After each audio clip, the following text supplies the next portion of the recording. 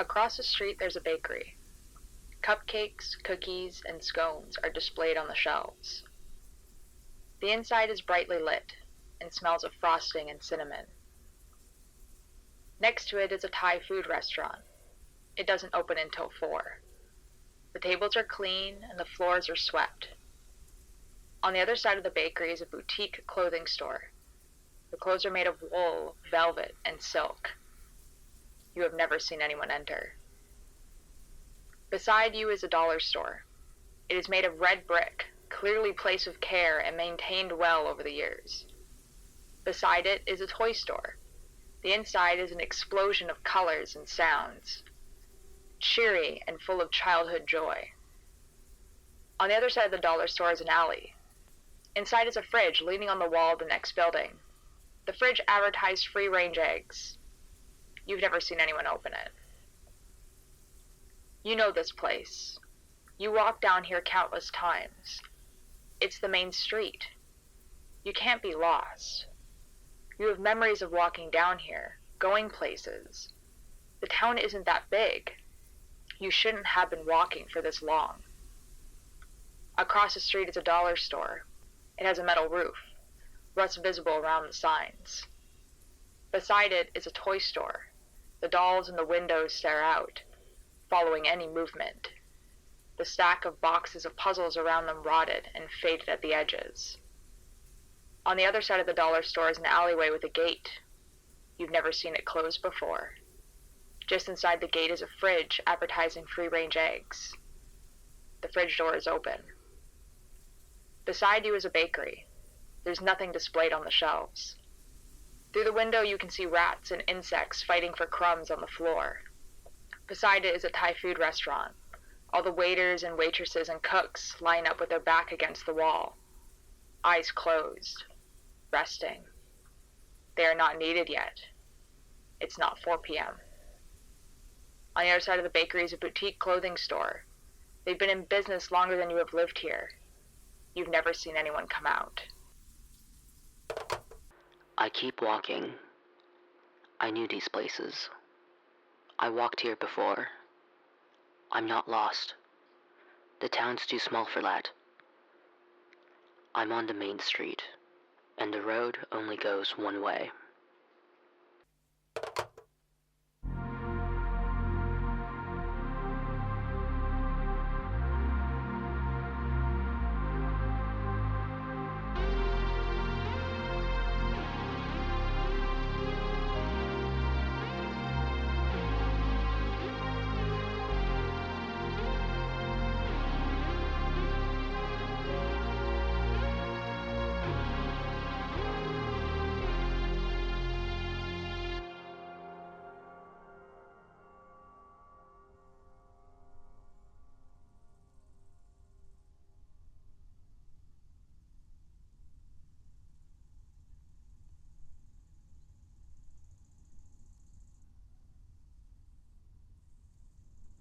She stared at the blue light in front of her work.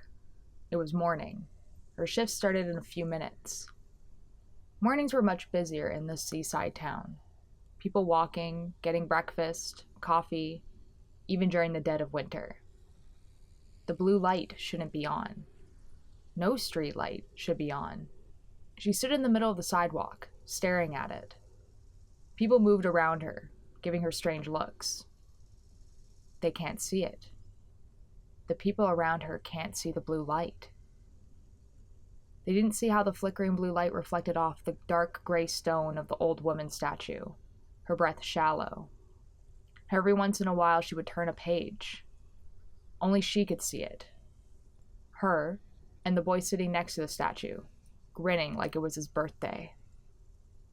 "So you can still see me," he said. She continued to stare. "Oh, and no one else can. Guess you figured that out. Can't hear me either. Makes what I do easier." "What do you do?" "Careful. You can still be heard. There's a lot of people out and about, and people talk. They'll remember if you start acting weird, especially in front of your place of work." He was smiling the whole time, like it was a joke. She moved out of the sidewalk and sat on the bench across from him. It was just out of the reach of the blue light. I know this sounds creepy, but it's very easy to get information when people can't see you. Don't worry. I'm not a weirdo that's going to peep on people or anything. Couldn't even if I wanted to. I can only go where the street lights reach, which means I can't go inside most buildings. There are exceptions, but houses are not one of them. The girl continued to stare. She was going to be late for work. Okay, sorry, no need to glare at me. What do I do? Well, I'm a scientist. He said it like it was the greatest achievement a human could aspire to be.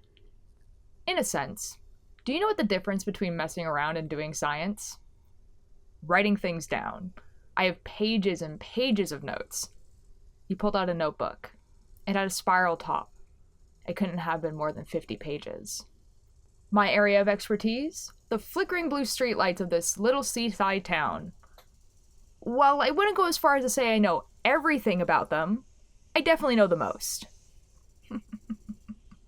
So are you interested now?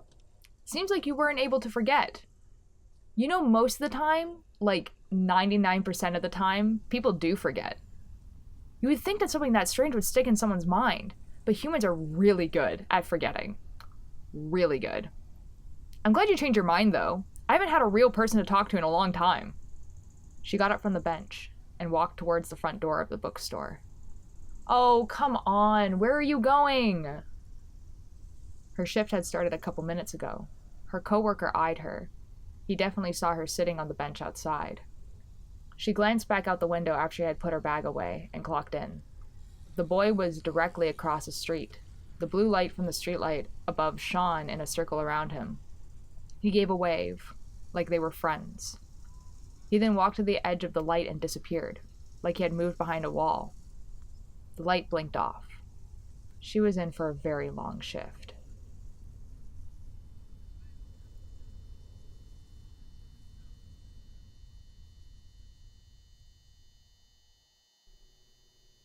If a lighthouse's purpose is to guide ships safely to shore, this one's purpose is to guide people to town.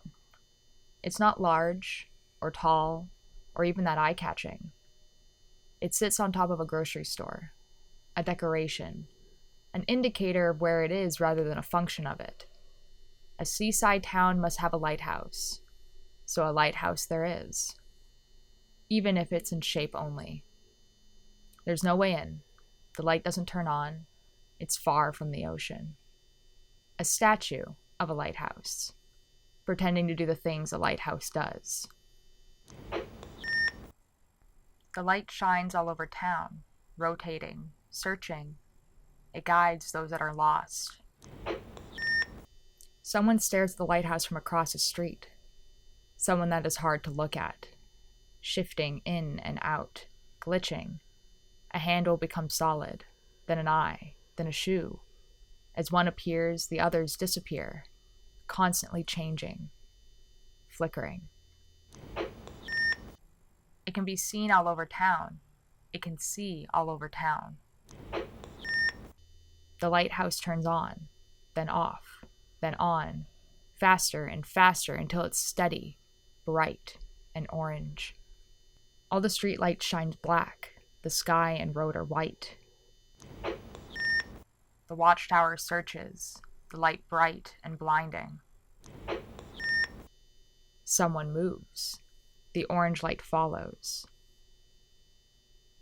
It's looking, searching, seeing, watching. It guards the border of the town.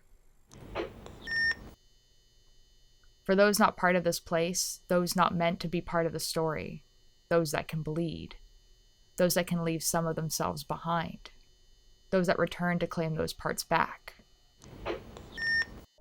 Did you know that blue and orange are opposite colors?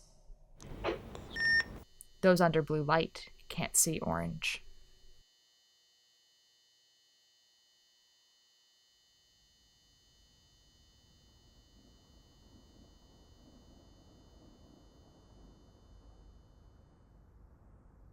He couldn't believe he had been so stupid. Scientist. He needed to think like a scientist. She had looked so scared. like he had really hurt her. Calm. He needed to stay calm, think rationally. She wanted to talk tomorrow at school about it. He had apologized. What more was there to talk about? When she had walked away, it seemed like something she had been dreading had become reality. He hadn't checked if all the factors were in place before he went to show his experiment. He knew that the low buzzing wasn't there, and he had tried it anyway. It was the first thing he had figured out. How could he have ignored it like that? And now his friend was mad at him. How was he going to face her at school tomorrow? She was probably grounded. He didn't have a place to sleep tonight. How was he going to explain what he did? That he didn't mean to hurt her, but she was being too loud. It was getting cold. He had nowhere to go. He stopped walking. It was very late at night. No one was around. It was becoming more and more likely that the light in front of his house was the only one that worked. It made more sense if that was the case. Why there were no other reports of weird happenings. If the sample size is so small, it just made sense. Also, it made way more sense why it had been him. If it was the only one, and it happened to be near his house, well, he was going to be near his house a lot. So the chances of him being near when it happened were higher. Of course. It had to be the only one. He looked at where he was. He had instinctively started walking back home. His mom was definitely waiting up for him. He hadn't stuck around for dinner. He imagined climbing through the ground floor window, dropping to the floor, the room completely dark, then his mother turning on the lights and saying, "Where have you been?" It was straight out of a cheesy coming-of-age movie. His dinner was definitely cold. The streetlight was in front of him. Orange, steady, dim light shone from it. It was very late at night. He should try it. Again. Just to make sure. 100% sure. He took the radio out of his pocket and walked over. Low buzz, static, white noise. It was much easier this time, finding the right balance.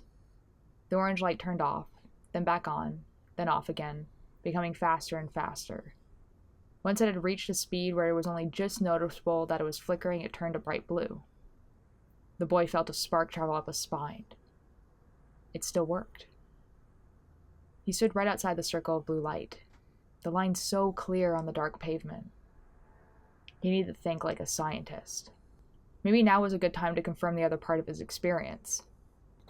If that other world really was there. The stump of his missing pinky throbbed. No. If the blue light existed, then the inverse place did too. Once he crossed this line, there was no going back to his normal life.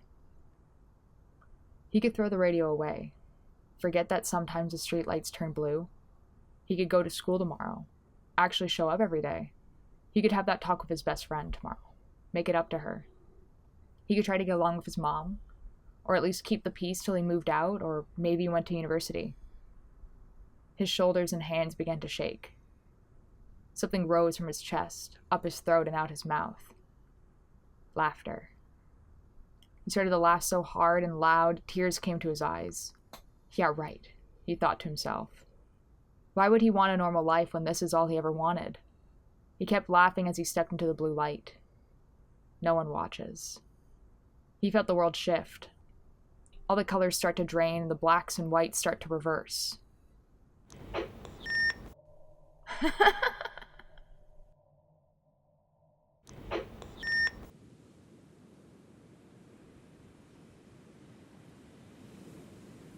We sit in the center of a stage in a park. The stage is shaped like a half dome. It looks like it should move, like a paper fan. It doesn't. We are an audience of one. We sit on what the characters see as a stage. We watch a show made for us. We remember. We are an audience. Backstage. An audience can't go backstage. An audience can't see the crew making a movie, or the team making a video game. Or an author writing a book. An audience can know these things exist, that they must exist for the creativity to happen. An audience could even meet these people, talk with them, but they are not the story. An audience that goes backstage is no longer an audience. They become something else. A participant in the creation of the story. An artist. A creator. A god. An audience that is so much of what it is, an audience of only one, can never look backstage, can never participate in the creation of the story. We watch. We remember. We can only watch as players exit stage left. We sit in the middle of a stage. We watch the whole story. The stage blinks.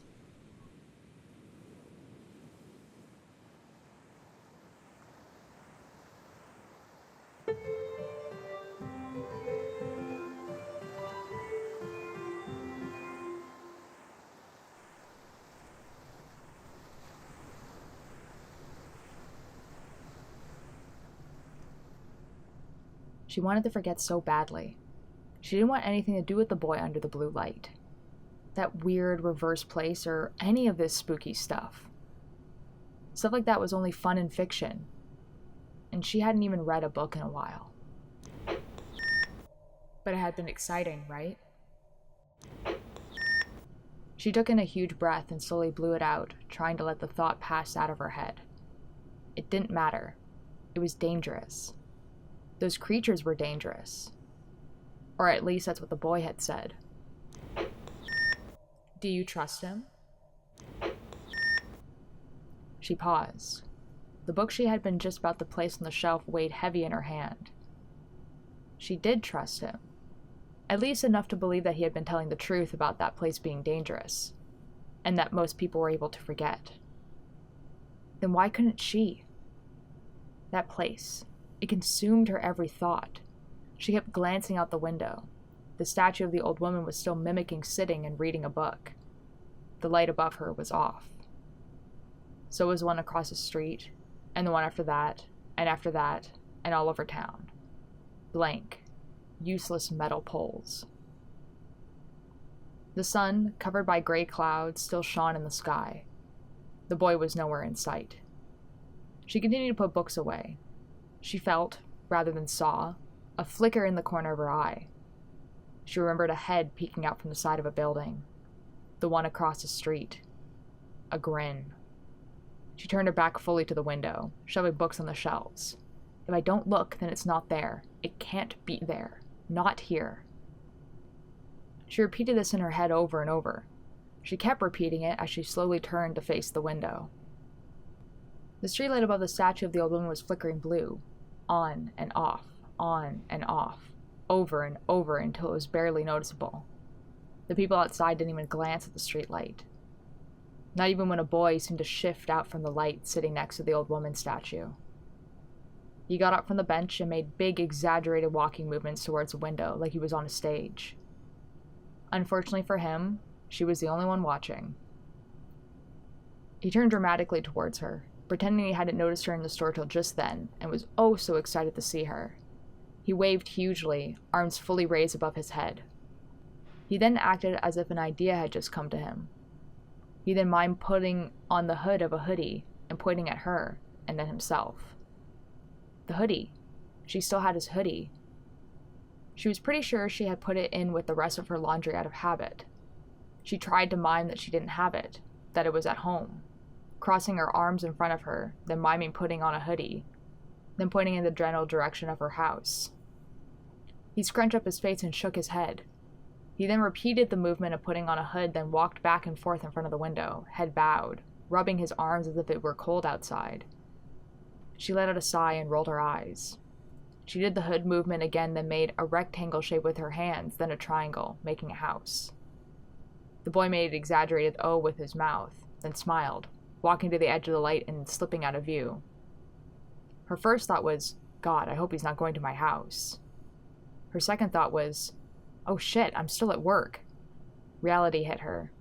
She became very aware of her body and the things she had been doing. She quickly looked around to see if anyone had been watching her.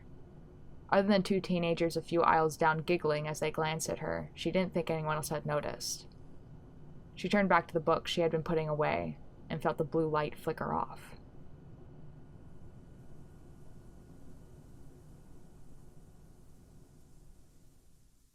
The streetlight outside her work was flickering blue. A boy stood under it and waved at her as she walked out the door. "You finish really late. Why does a bookstore need to be open till 9? She didn't think he actually wanted an answer to that question, so she didn't offer one. "What are you doing here?" she asked while locking the door. She hoped her coworker was far enough down the street to not hear her seemingly talking to herself. "To get my hoodie back." He said it with confusion. She rolled her eyes. "I know that. I mean..." She paused. "Like, are you gonna follow me to my house?" "When you put it that way, it sounds really creepy. Yeah, I was planning on walking with you to your house. I can't really go in and get my hoodie myself. Also, it's kind of rude. Plus illegal, I guess. But I don't really have to worry about that. 'Cause no one can see you." "Yep." "Can I just bring you the hoodie tomorrow?" He paused before he said, "Sure, yeah." The excitement he had was gone. He looked lost. She sighed. "Fine, follow me." She started to walk, not looking to see if he was following. She didn't need to wander for long. He heard that low buzzing, the one that came from the radio he apparently always had, and the streetlight in front of her turned blue. She walked around it. The boy walked into it, the streetlight behind overlapping and then turning off. They walked like that for a few minutes, her in the dark and him under the blue light. The boy broke the silence. "So why did you start working at the bookstore?" This was going to be a long walk. "They were hiring." "Really? That's it? You didn't have a love for books or writing or anything?" "I used to read a lot when I was younger." "Why not anymore?" "Don't really have the time." Ironically, because of work, she didn't say. "Oh." He didn't continue. The silence grew until she was sure she was going to have a quiet rest of the walk. "What else do you do?" "Never mind." "What do you mean?" "Well, you said you don't have time, but you can't work at the bookstore all the time. Like, it's closed right now. So what else do you do?" She still didn't really understand the question. "I work full-time there." "Okay." He didn't seem to understand the answer. "So when you get home, what do you do?" "Sleep." "The whole time you're home?" He seemed genuinely surprised. It felt like it, she thought. What she said was, I have to get ready for sleep and eat and ready for work." "What do you do on your days off?" "Sleep in. Nothing much." "Why don't you read then?" Is this what he was getting at? Trying to find a gap in her schedule so she could read? "I'm just too tired, okay? Why do you care if I read or not?" He pitched his eyebrows. "It doesn't have to be reading," he said slowly. "You just look like you haven't done something you find fun in a while." She hadn't, to be honest. She was too tired. "I watch TV shows sometimes, like on the computer." "TV on the computer?" "Yeah, I don't really use any of the streaming services, can't really afford them. So I pirate them. I know, it's bad, but like..." She made a dismissive hand gesture. "You know? That must be really slow," he said. "Why don't you just buy the DVDs?" Buy DVDs? God, who even had a DVD player anymore? She doesn't even think her computer had a CD slot. She never had to check. "DVDs are too expensive," she said. "Why not rent them at the video store then? Even I can afford that." She stopped walking. Video store? She hadn't seen a video store since she was 8. Who was this guy? What year are you living in? She meant to say it as a joke, but it came out very genuine. "The current year. It's probably been a few years since I've been this way, so my guess it's 1998, maybe 1999. Oh my God, she thought. No, it's 2011, almost 2012. She didn't know what else to say. She fully looked at his face. No. He started walking back and forth. No, no, no, no. There's no way it's been that long. No, no, no. He stopped and looked at her directly. I have to go. He then sprinted across the street, the blue light blinking on and off as he passed under them.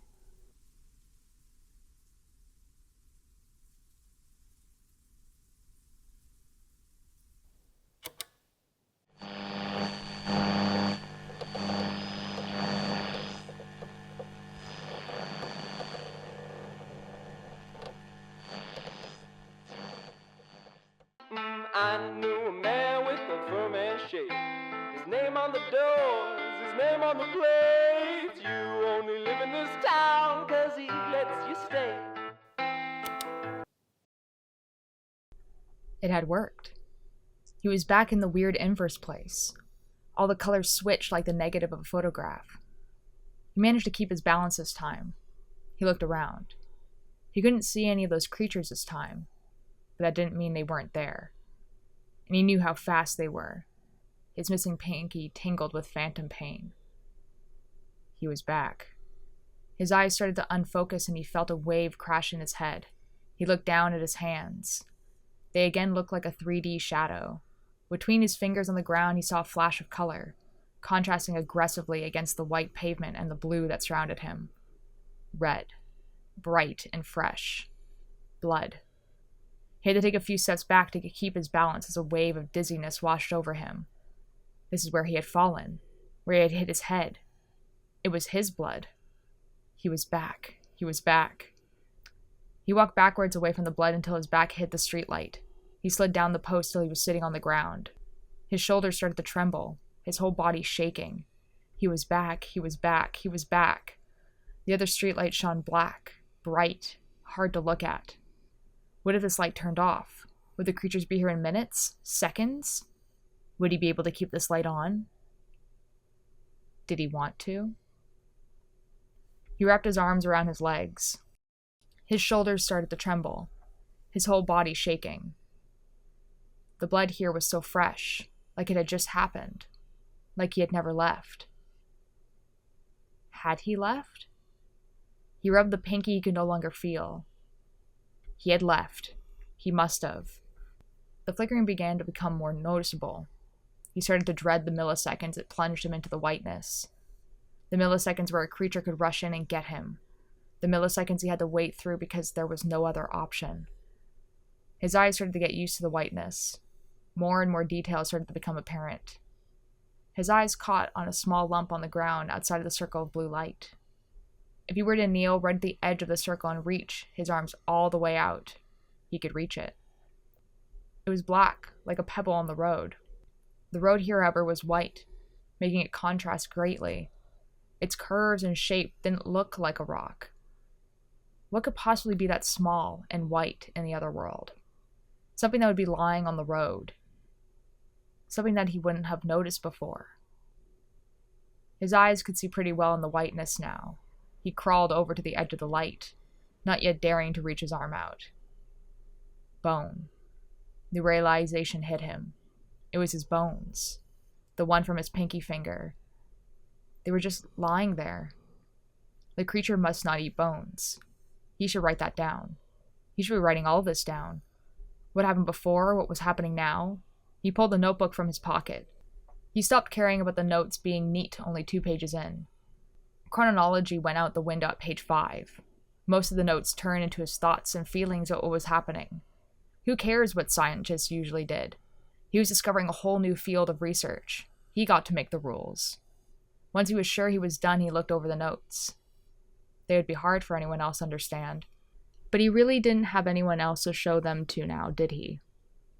He put the notebook back into his pocket. What was he going to do now? He looked around. Still no creatures. Still no other blue lights. Maybe on this side the rules were different. Maybe the black lights could be turned blue. Maybe he could explore the city. Maybe there was somewhere he could go. The first problem was obvious. There was no sound here. No low buzz, no static. Even if you went on the assumption that the sound was there and you just couldn't hear it, it was going to be very difficult to get the right noise on the radio. He would never know if he was just not hitting the right station or if it didn't work like that. Or it could work. What if it worked? He pulled out the radio. If he was honest with himself, it looked really cool with the inverse colors. Almost all white with just black accents on the dials. He turned the radio on. No sound, obviously. He turned the dials slowly, paying more attention to the lights around him than what with the station he was on or what exactly he was doing with the radio. What if it didn't work? What if this really was the only light? What if the light turned off completely? Maybe there was different creatures here, ones that could go to the blue light. Or maybe it was only that one creature that couldn't. There could be any number of other things here. This was a whole different dimension. There was so many rules he didn't know, so many things that could go wrong, and he had no way back. He didn't know how to go back. He didn't think about how he would get back. The light beside him flickered, the blackness disappearing, then reappearing, then disappearing, faster and faster. Then it turned blue.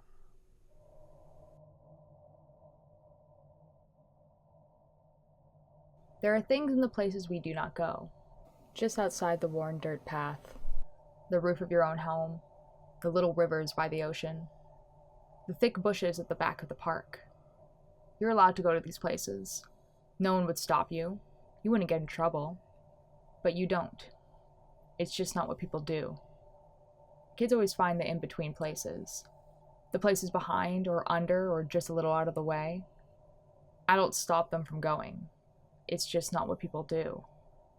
Kids will vow to themselves that when they're older and don't have someone telling them what to do, they'll go to the places, behind and under and just out of the way.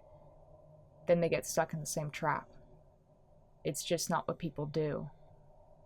There was a child that was encouraged to explore the streets, the shops, the town. This child was encouraged to observe, to question, to remember. This child was encouraged to be smarter, better, and most of all, curious. This child went to the places behind, under, and a little out of the way. It then found a god.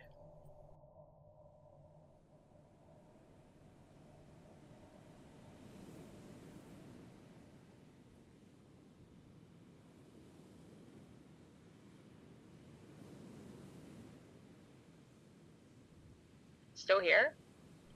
The voice startled her out of her daydreaming. She had been running, the background and purpose unclear, but it felt so good to move fast, to be anywhere that wasn't here. She stands up faster than her mind could register what's wrong. She grips to the wood railing behind her and it hits her. She can hear. There's a figure sitting on the wood rail across from her, the dark island mountains perfectly framing it. An orange glow surrounds it, seeming to come from nowhere. She squints her eyes at the figure, trying to see more than a dark silhouette. Her mind is starting to buzz. The ocean crashing below sounds like saws, the wood beneath her dragging like metal. Every creak and groan of the pier scrapes across her ears. When the figure jumps down from its perch, it's like a gun has gone off. Despite the potential danger this figure poses, she can't help but shutting her eyes and closing her hands over her ears. It doesn't help. Every footstep it takes towards her punches her ears. And it was getting closer. Would the blue light stop it? Did it work like that in the real world? Was she in the real world? Does that mean she can leave? Was she finally going to be saved? She opened her eyes and took her hands off her ears, putting them back on the railing to help her balance. Also to give her leverage. If this figure intended to hurt her, she wouldn't let it win without a fight. It moved towards her with purpose. Like it was at a house party. Casual. Not fast or slow. The orange light followed it slowly, merging with the blue around her, turning the light a dim white. Neutral. It was still impossible to distinguish its features. It felt like the blood inside her veins had turned to ice. It was like looking at a lack of light, a void in the vague shape of a human. Much harder to see than the fuzzy, glitchy creatures. But it moved like someone she had met before. Like a person. But the last person she had met here had just looked like a grainy black and white photo. The figure was so close, and yet she could only catch a glimpse of a hair there, or a sleeve here, suggesting that it was more solid than a ghost, more present than the creatures, but still something that was other. Sorry, that was an unkind question. Of course you're still here. Otherwise, I would just be talking to the wind. When it smiled, every detail was visible, every curve of its face as its lips turned upwards, red gums glistening around perfectly spaced white square teeth. The smile grew and grew. Surely that was more teeth than a human was supposed to have. When it talked again, the details of its face disappeared, shifting back into the darkness. Other little details only showing up in quick glimpses. I assume you can still talk, unless all that soundless singing had finally taken your voice away? Its eyes, widened and bloodshot, came into view, looking down at her. You've become quite a distraction for my audience. It continued. It blinked, and the details were gone. What are you? She said. The question came out as a croak before she could stop it. She brings a hand to her throat, massaging it. Was that what she sounded like now? Oh, honey, your voice! You have not been taking good care of it. Singing all that time, no downtime or warm-up, and so loud. It brings its fist down on the railing beside her. The wood cracks a little under the force. It starts shaking its head at her, like a disappointed parent. Might not be too long till you lose it. Pain. More intense than before. She collapses to the ground despite her hand trying to keep her up. Her missing foot starts to gush blood. It felt like when it first got bitten off. It felt like all her blood was leaving all at once. It felt like she was dying. Oh, right. The figure's voice filters through the pain, but it's meaningless to her. Then as quickly as the pain begins, it stops, reduced to a dull throb, like a healing bruise. The waves crashing below turn into a long and low drag. The wind a deep background thump. She takes a deep breath in and out. The blood slows to a trickle. Then her mind cleared, she asked, "What did you do?" Each word comes out in a huff. The figure crouches beside her, hands animated as it explains. I slowed down time. Shame. I thought it would be nice for you to hear the ocean again. Why? Well, the ocean has a very nice sound. Calming, most people say. No, why? How? Why did you slow down time? So you wouldn't die? Not now, anyway. Eventually, yes, but not now. She looks around. It's been so long since she's seen the normal stars, even if it did seem like there were fewer of them. This is the real world, then? Real? Well, real is subjective in this case. The world you're from, though? Yes, it is. Welcome home. No flowers, I'm afraid. Home. She says that as she stands up and looks at the shore. There's a bench right across from the pier. Someone that sat there would have a perfect view of her. Flowers were scattered at the base of the bench, blown down by the wind. Well, yes, home. Unfortunately, we have a little bit of a time limit. She looks back to look at the figure. Its hair blows slowly in the wind. Then that detail is gone. What? You're gonna send me back? She asks. The figure's hands become animated again. Oh, no. Not right now. Its eyes stare at her. Seems a lot of trouble for such a short chat, don't you think? Its eyes fade again. So you're not here to save me? That, unfortunately, is also a little subjective. Am I here to get you to your house and family, give you the chance to see your friends, go back to school like a normal person, that with a little bit of therapy and medication you can make yourself believe this was all a dream? She looks at the figure. That's exactly what she wants. Maybe with time she could make herself believe all of this was a trauma response to losing a leg. Maybe she could still do the musical. Then, no. Its voice cuts through her thoughts. That dream would end with you making it to the end of this pier and some morning jogger having to make a very distressing phone call to the police. She stares off into the distance, not really able to focus on anything. What are you? It was the first question she had asked, but the figure hadn't answered. I didn't answer that, did I? Assuming I'm a what? That is very rude, you know. Most like to be addressed as a who? The figure's smile appeared again. She knew it was goading her to ask who it was, but she couldn't think of anything else to say. Who are you then? The details on its smile became more stark. She could see every ridge and bump on its teeth and lips.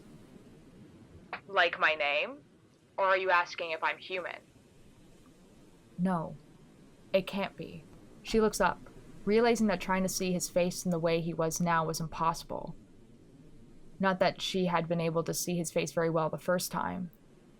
She looks at his hands, willing them to become detailed so she could see. He bursts out laughing, long and loud. The figure holds up his hands and wiggles all 10 fingers. Should I take out a notepad as well? I'm not him, darling. No, you thoroughly pushed him away. She looks away again, back to the bench. The flowers move slowly through the wind. The figure lets out a big, theatrical sigh. Fine, no more teasing. The smile comes back to its face briefly. If we have such limited time, why don't you just get to the point? She says. You're right. It's just so fun to chat. The lost aren't much for talking. Always moaning and whining about, well, how lost they are. Kind of like you. The lost? She can't help asking, even though she knows it's leading her to ask. The beings you have so affectionately called your wardens. They're not the ones trapping you here, you know. Then what was? Who was? Was it this figure? Or maybe it worked for someone. Something else. What? Was all she said aloud. But of course you want to know why I'm here. It continued, ignoring her question. I need you to, pretty please, with a cherry on top, stop singing. There was a long pause. Only the low wind and waves made any sound. I'm sorry? She finally says. Oh no need to be sorry. No way for you to know that your singing would cause such a distraction. The figure's smile fades. Its hand slams on the wood beside her. The wood cracks under the sudden pressure. Its hands form into stark detail. Veins leading up the arm blue on gray skin. The shadows look painted on, like an image with the contrast all the way up. Then it fades. The figure rippled into its usual shape, its shoulders moving like it's taking a deep breath. When it speaks again, its voice is calm. You are quite the distraction to my audience. They have a job to do, and you're taking up way too much of their time and energy. The girl tries to look at the figure in the eye. Your audience. She doesn't say it like a question, like it was the most natural thing in the world to have. Yes, the figure replies. The figure then starts walking backwards, the orange light peeling itself away from the blue. I appreciate your compliance. The figure bends at the waist. The girl stares. Was it bowing to her? And mimicking tipping a hat? When her mind caught up towards what was happening, she said, Wait, what? Stop singing? It's all I have. I can't stop. It's the only thing keeping me from going insane.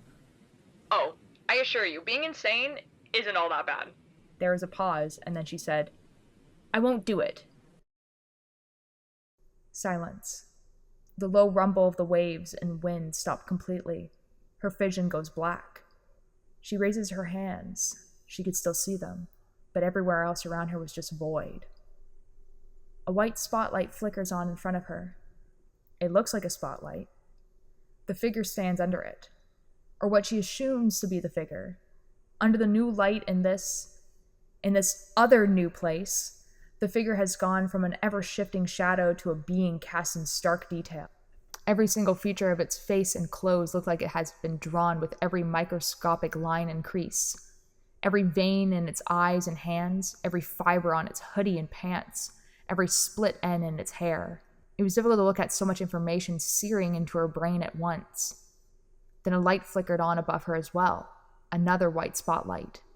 The figure turned back into a 3D shadow, only white instead of black, hard to distinguish from the white light around it. Her mind was still trying to process all that she saw and failing. What color was its hair, its eyes? What expression had it had on its face? She couldn't remember. It had been so much information that her mind had to let go of all of it, or risk going mad. Where are we? She asked. It was the only thing she could think to say. The figure did not respond, not even to mock. She looked over to it cautiously, not wanting it to suddenly become detailed again. It wasn't looking at her.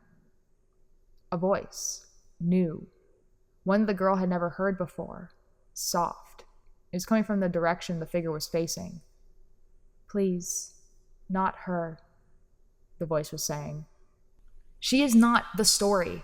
I need the whole story, the figure replied. She looks in the direction the figure was facing. She can only see more void. The voice starts to beg. We promise to not get distracted. We don't want her to get hurt. Her singing is the best performance. And there lies a problem, doesn't it? The audience doesn't have a favorite.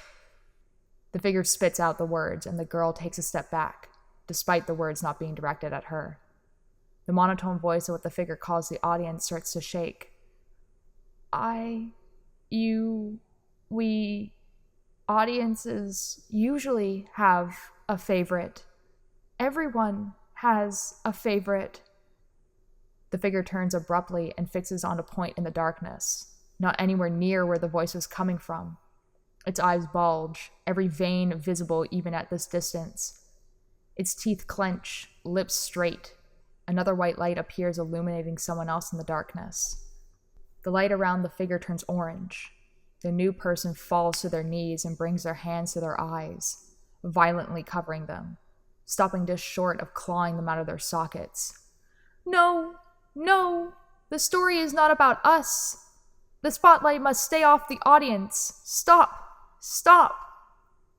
The light becomes a little brighter around the audience. The lights above the girl and the figure begin to flicker. If you don't want the spotlight on you, then you need to stop influencing my story. You think yourself as a character? The audience takes her hands away from their eyes. There are red marks around their eyes from their fingernails. They shake their head violently. No, we are an audience. The light above them dim. Good. Then the light above the audience turns off. The light above the figure and the girl stop flickering. The figure turns back to the girl. The light above it fades back to white. As you can see, my audience is quite fond of you, and it's posing a problem for me. So why don't we make a deal? One that benefits both you and me, and them. The figure speaks a little louder, gesturing like it was the host of a game show. Audience, I will not turn your favorite performance into stone, displaying for all to see at the end of the pier. And you, the figure turns its attention to her, walking close enough that the two spotlights merge just a little. I'll fix that leg for you. The girl tries to stand up but struggles without the help of the railing. What? Like, I'll get to go home? She looks up at the figure. Home. She'll get to see her parents, her friends. She'll go back to school, do all her homework, do well. She'll be able to graduate and go to a college and have a life. Oh, you poor thing. I've already told you that's impossible. Even with a fixed leg, it all ends the same. In any case, and against my wishes, you're a very big part of my story now. You can thank the audience for that. So now you can consider yourself officially a main character. Congratulations. The figure's hands start clapping, the sound off sync. Without you, I fear the audience will fall apart, and I really don't have the time to create another one. And, look at the bright side. You will no longer be in pain. No more blood messing up your clothes. A clear head. The figure moves closer. The spotlights become one. And all you have to do... The figure pauses as the girl stares. Come on. You know it. She clenches her fist, looking away to the spot the audience was, hoping they were still there watching her. I have to stop singing, she finally says, defeated. Excellent! Silence once again. The sky above is white, little black dots covering the surface. Below, the gray ocean. Around her, the wooden bars of her cage.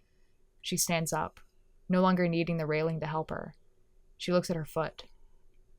It looks exactly like the old one, except that a scar runs around her ankle.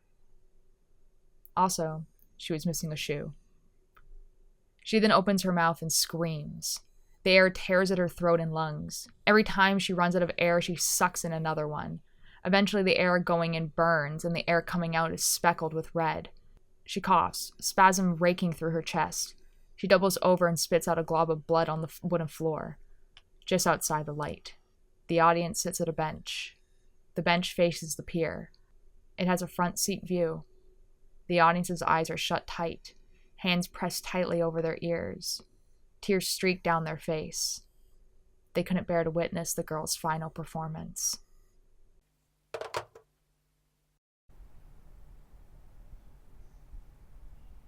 My parents gave me this recorder for school. Said it would be easier than trying to write everything down, and it was less bulky than a laptop. I don't have a license, or a car for that matter, so bus it is. So the less stuff, the better, I guess. I've been listening to horror podcasts on the way to school, and it kind of freaked me out about the recorder thing. Horror podcasts like fiction podcasts, not like true crime. Something weird always happens to the guy that's recording. Radio, video, tape recorder, whatever medium the speaker is using. And I know they're doing that to give the illusion that the audience has like found footage or something, but it made me really not want to use the recorder. Although I have to imagine that the tape recorders they're using actually have tape. Mine's just a digital one, even had Bluetooth, so definitely not as aesthetic for a horror podcast. And they're not real. I should not be freaked out about using this thing. Then I thought, maybe I'm embarrassed about it. Everyone else has a laptop, and I'm here with a wired rectangle box with a blinking red light on it while I just sit there in class. And everyone else is just typing or writing away. I really shouldn't be this self-conscious. This isn't like high school. No one cares. I saw a guy the other day wearing one of those blankets with sleeves driving around campus on a motorized skateboard, and all I thought was, man, I wish I had thought about bringing a blanket to school. Honestly, I don't really like listening to the lectures off of this thing either. Feels like I'm taking the class twice. I'll just take notes on paper and maybe actually talk to people if I miss something. Maybe. I still want to use the recorder though. It was a very nice gift. I really do appreciate it. I would hate for it to collect dust in the back of my desk. I don't know how I feel about a journal or something like that though. Was never really good at keeping up with it, and then it seemed pointless. Maybe I'll do a kinda cringe artist thing. Just record sounds I like, or thoughts when I want to. Don't know what I'll do with them after, though. I mean, whatever, I can always delete it if I don't like it. Speaking of.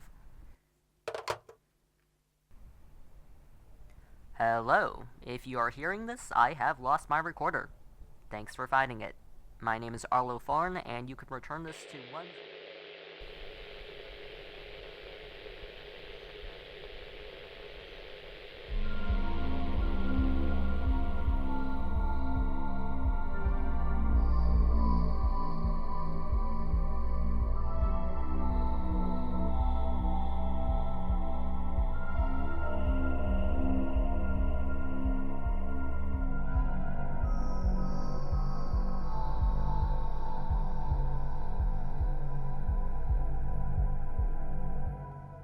Blue Flickering Streetlight is written, edited, and performed by Karma Knight, and is produced by Lantern Zora. Intro and outro music is by Alexander Kordov. Logo is by Raccoon with a Spoon. Narrator 2/Arlo Thorn is voiced by Cakebird. Everybody Thinks They're the One to Get Away is used with permission by Blue Jay Walker. All other sounds are either recorded by Karma Knight or are from freesounds.org under Creative Commons. For updates, follow us on Instagram, Blue Sky, or YouTube under Lantern Zora, Tumblr under Blue Flickering Streetlight, Twitch and TikTok under Ultralight, or visit our website lanternzora.com. This is also where you'll find transcripts of episodes. All links in the show notes. Thank you for listening.